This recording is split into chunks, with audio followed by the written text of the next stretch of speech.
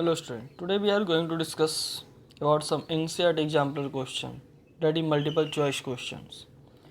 सबसे पहले अगर बात करते हैं which of the following tissue has dead cells. Dead cells में बात करते हैं तो देखा जाए तो डेड सेल्स सिर्फ और सिर्फ स्क्लेरेन्काइमा में होता है, बाकी जो भी सेल्स है उसमें लिविंग सेल्स होते हैं. सेकेंड क्वेश्चन है फाइंड आउट इनकरेक्ट सेंटेंस. पहला सेंटेंस है parenchymatous tissue have intercellular spaces. देखा है पैरेन्काइमेटस टिश्यू की बात करते तो यहाँ पे इंटरसेलुलर स्पेसेस होते हैं, तो सही है. फिर है collenchymatous tissue are irregularly thick at corner, ये भी सही है. फिर apical and intercalary meristem are permanent tissue. अगर एपिकल और इंटरकैलरी की बात करते हैं तो ये दोनों मेरिस्टेमेटिक टिश्यू है, तो ये परमानेंट टिश्यू में नहीं आएगा, यानी तीसरा ऑप्शन जो है वो गलत है. तो इनकरेक्ट ऑप्शन में ये आ जाएगा सी. लास्ट ऑप्शन भी पढ़ लेते हैं. Meristematic tissue in its early stage like vacuole. सही है, अर्ली स्टेज में देखा है तो वैक्यूल नहीं होता है, क्योंकि यहाँ पे इसको एनर्जी का ज़रूरत है और एनर्जी के लिए ये रेगुलरली फूड को यूटिलाइज करता रहता है, स्टोरेज नहीं कर पाता है. नेक्स्ट है question number 3. Girth of the stem increases due to. Girth मतलब होता है डायमीटर, तो अगर स्टेम की डायमीटर की बात करते तो वो इंक्रीज होता है मेनली लैटरल मेरिस्टेम से.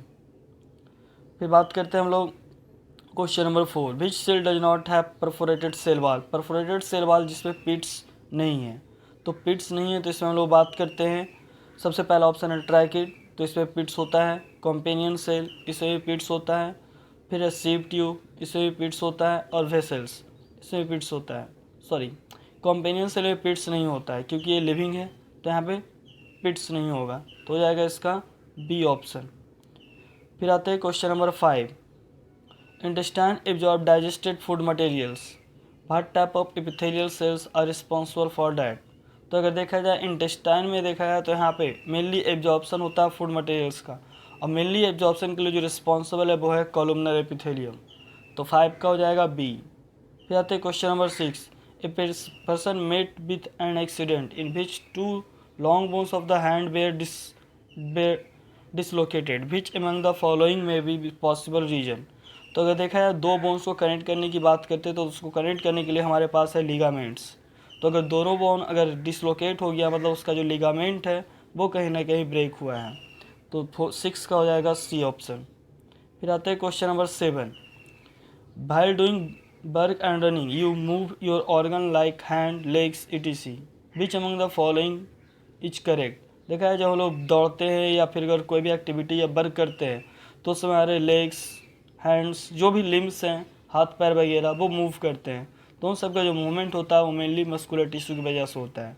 और ये सब मसल्स की अगर बात करते हैं तो ये सब जो मसल्स होते हैं वो मेनली स्केलेटल मसल जो होते हैं वो मूवमेंट ऑफ लिम्स में यानी हैंड्स लेग्स की मूवमेंट में हेल्प करते हैं. तो यहाँ पे हो जाएगा स्केलेटल मसल, तो हमारे पास सी और डी ऑप्शन में दिख रहा है स्केलेटल मसल. फिर देखा है तो मूवमेंट जो होता है मसल्स का और बोन्स का, तो बोन्स को कनेक्ट करने के लिए मसल्स के साथ वो है टेंडॉन, तो यहाँ पे ऑप्शन डी हो जाएगा 7 का. फिर आते हैं 8 में. Which muscle act involuntarily.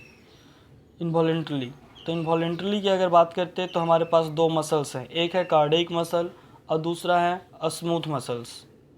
तो अगर कार्डियक मसल्स और स्मूथ मसल में देखा है तो ऑप्शन यानी कि 2 और 3 दोनों आना चाहिए, तो 2 और 3 हमारा बी ऑप्शन में है, तो हो जाएगा 8 का बी. फिर आता है question number 9. Meristematic tissue in plant are.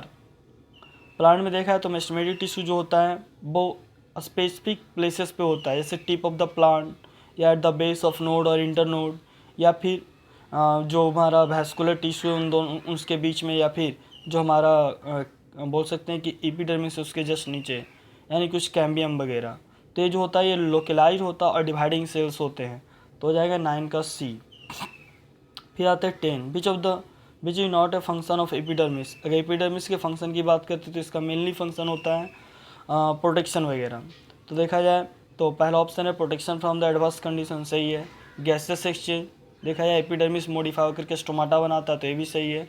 फिर कंडक्शन ऑफ वाटर, ये वाटर का कंडक्शन नहीं करता है, तो हो जाएगा 10 का सी. अब आगे ट्रांसपिरेशन यानी कि स्टोमाटा के थ्रू हो रहा है, तो ये भी सही है. फिर आते हैं 11. Select the incorrect statement. Incorrect statement की बात करते हैं तो यहाँ पे पहला है ब्लड है matrix containing protein salt and hormones, सही है. फिर है सेकेंड ऑप्शन में 2 bones are connected with ligament, ये भी सही है. दो बोन्स होता है, लिगामेंट से कनेक्टेड होता है।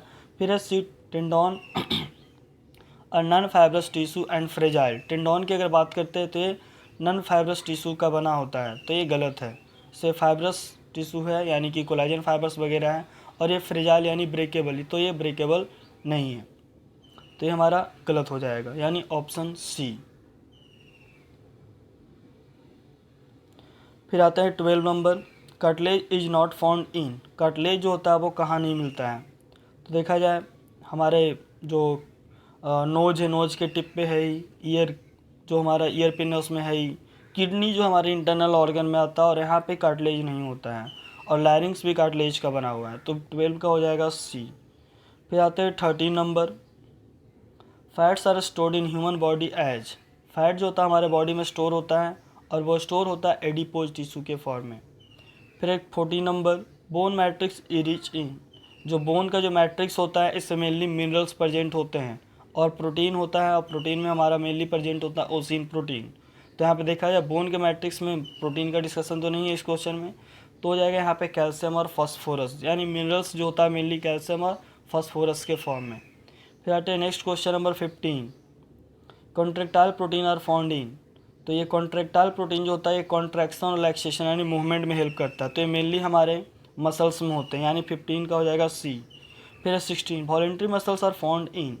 वॉलेंट्री मसल्स कहने का मतलब जो हमारे विल पावर के अंडर में वर्क करता है, तो हमारे जो भी एक्सटर्नल ऑर्गन्स या जो लिम्स वगैरह वहाँ पे प्रेजेंट होंगे। तो एलिमेंट्री कैनाल में तो बोल सकते हैं स्मूथ मसल होता है, हाँ लिम्स से बोल सकते हैं यहाँ पे हमारा वॉलेंट्री मसल्स होगा। फिर आयरिस ऑफ द आई ये भी इनवॉलेंट्री है, ब्रोंगाई ऑफ लंग्स ये भी इनवॉलेंट्री में आएगा। फिर आते हैं question number 17, nervous tissue found in. Nervous tissue की बात करते हैं तो ब्रेन में भी है, स्पाइनल कॉर्ड में भी है, नर्व्स में भी है, सिर्फ टेंडॉन में ये नहीं होता। टेंडॉन जो है वो बोन को मसल से कनेक्ट करता है, तो यहाँ पे नर्वस टिश्यू का कोई रोल नहीं है। फिर है nerve cell does not contain. देखा है तो नर्व सेल के अंदर टेंडॉन्स नहीं होता है। फिर आते हैं next question number 19, which of the following help in repair of the tissue fill up the spaces inside the organ. यानी ये पैकिंग की बात कर रहे हैं यहाँ पे, तो पैकिंग में देखा है तो पैकिंग टिश्यू हमारे पास है एरियोलर टिश्यू, तो 19 का हो जाएगा सी। फिर है 20, muscular tissue which function through out the life continuously without फैटिक is. कौन सा मस्कुलर टिश्यू है जो कंटिन्यूसली लाइफ टाइम वर्क करता है बिना थके हुए, तो वो हमारा कार्डियक टिश्यू, तो 20 का हो जाएगा बी। फिर है 21, which of the following cell is found in cartilaginous tissue of the body. कौन सा सेल जो है वो हमारे बॉडी में कार्टिलेजिनस टिश्यू के फॉर्म में है, तो ये हमारे पास कार्टिलेज में देखा है तो कौन सा सेल्स प्रेजेंट है, तो यहाँ पे देखा है तो कार्टिलेज फॉर्मिंग सेल्स जो होता है या कार्टिलेज सेल्स जो होते हैं उसको हम लोग बोलते हैं कॉन्ड्रोसाइट्स, तो 21 का हो जाएगा डी। फिर आते हैं 22, the dead element present in phloem is. Phloem में जो डेड एलिमेंट है तो वो है फ्लोएम फाइबर, बाकी सब जितना भी है सब living component of the phloem में आता है। फिर आता है question number 23, which of the following does not lose their nucleus at maturity. देखा है कॉम्पेनियन सेल में न्यूक्लियस होता है, रेड ब्लड सेल में मैच्योरिटी का न्यूक्लियस खत्म हो जाता है, वेसल्स भी मैच्योर होने के बाद डेड हो जाता है तो न्यूक्लियस खत्म हो जाएगा, सीव ट्यूब सेल भी मैच्योरिटी के बाद न्यूक्लियस लॉस्ट कर देता है, तो 23 का हो जाएगा फर्स्ट ऑप्शन कॉम्पेनियन सेल। फिर है 24, in desert plant rate of water loss get reduce due to the presence of. जो डेजर्ट प्लांट होता है वहाँ पे एपिडर्मिस के ऊपर एक और लेयर होता है क्यूटिकल का, और यही क्यूटिकल जो होता है वो एक्स्ट्रा लॉस ऑफ वाटर को प्रिवेंट करता है, रोकता है, तो 24 का ए। फिर है 25, a long tree has several branches. एक पेड़ है उसमें बहुत सारे ब्रांचेज हैं, the tissue that helps in the side way conduction of the water in the branches E. तो पूछ रहा है कौन सा जो टिश्यू है वो साइड्स वाले ब्रांचेज में वाटर को कंडक्ट करेगा, तो लैटरल कंडक्शन यानी साइड में कंडक्शन के लिए देखा है तो हमारे पास है जाइलम पैरेन्काइमा, तो हो जाएगा 25 का बी।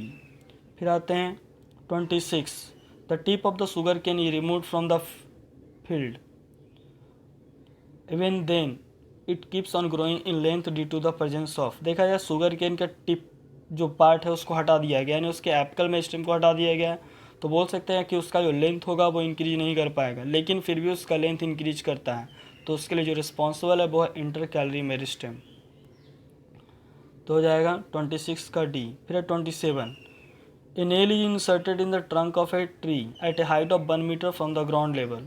एक बोल सकते हैं काटी, जो है वो एक पेड़ में गाड़ दिया गया, एक उसके बोल सकते हैं कि हाई ज़मीन से 1 मीटर की ऊंचाई पे। 3 साल के बाद वो नेल जो होगा वो कहाँ पे होगा, एग्जैक्ट वहीं पे होगा या कहीं और होगा। तो देखा जाए तो जैसे जैसे प्लांट ग्रो करेगा तो इंटरकैलरी मेरिस्टेम के कारण उसका जो लेंथ होगा वो भी इंक्रीज करेगा, यानी जो बोल सकते हैं कि बाद में सेकेंडरी ग्रोथ के कारण, सॉरी सेकेंडरी ग्रोथ नहीं, प्राइमरी ग्रोथ के कारण जो होगा, इंटरकैलरी के कारण जो होगा उसके कारण वो ऊपर जाएगा। तो हो जाएगा मूव अपवर्ड 27 का ए। फिर है सॉरी 27 का बी, ये नहीं। फिर है 28 पैरेन्काइमा सेल्स आर। तो पैरेन्काइमा का जो सेल्स होता है वो रिलेटिवली अनस्पेसिफाइड होता है और थिन बार्ड होता है, यानी यहाँ पे देखा जाए तो अभी इसका कोई एग्जैक्ट फंक्शनिंग वगैरह नहीं है, और देखा है इसका सेल वाल भी थिन होता है। तो 28 का ए। फिर है 29 flexibility in plant is due to, plant में जो फ्लेक्सिबिलिटी होता है वो कॉलेनकाइमा की वजह से होता है। फिर है cork cell are made up of impervious to water and gases by the presence of, देखा जाए जो कॉर्क सेल होता है वो इम्परमेबल होता है वाटर और गैसेस के लिए, तो उसके लिए रिस्पॉन्सिबल है सुबेरीन। फिर आते हैं question number 31 survival of the plant in terrestrial environment has been made possible by the presence of, देखा है सारे प्लांट जो है वो लैंड पे सर्वाइव नहीं कर सकते, लेकिन जो टेरेस्ट्रियल प्लांट है वो सर्वाइव करने के लायक है। तो वो किसकी वजह से है, तो मेनली हमारे पास जो कंडक्टिंग टिश्यू यानी जाइलम और फ्लोएम है उसकी वजह से है। अगर ये जाइलम फ्लोएम नहीं होगा तो वाटर मिनरल का कंडक्शन नहीं होगा, तो ये भी लैंड पे सर्वाइव नहीं कर पाएंगे।